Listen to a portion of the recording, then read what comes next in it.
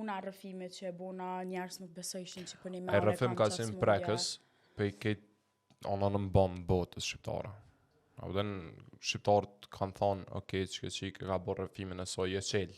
Apëtën literalisht je qelë, e ke qelë atë jetën tonë. Se më kalzu vetën ashtu korë dhe për mu kanë shumë zërë, se nuk është letë ashtu me dalë, me folë, me kalzu diçka që nashta se kanë ditë njerëzit, nashta kanë ditë rrithi afërm, ata kur jem kanë shkollë, po jo publiko.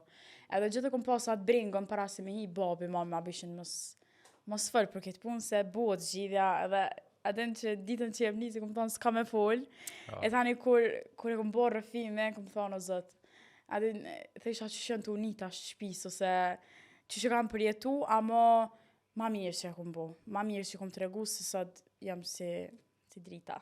Si drita, edhe si drita të mosot, yes! Lutëm. Dhe pas rrëfimit? Pas rrëfimit, hasa një problem të madh. Ka një problemi madh. Ka qenë i vogël për ty, po i madh për publikun kur ta marrë vesh të Për mua është i vogël, se masë sot jo mire kum kryo operimin, ajo pun kam u kry kismet me gjëgj, nuk është fort që jam të jap vetit stres ose diçka.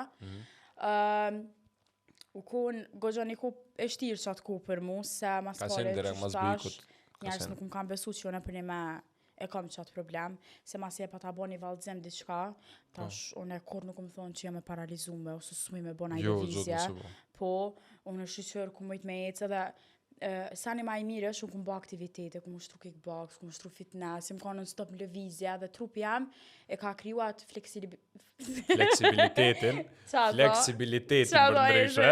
Okej, që ti më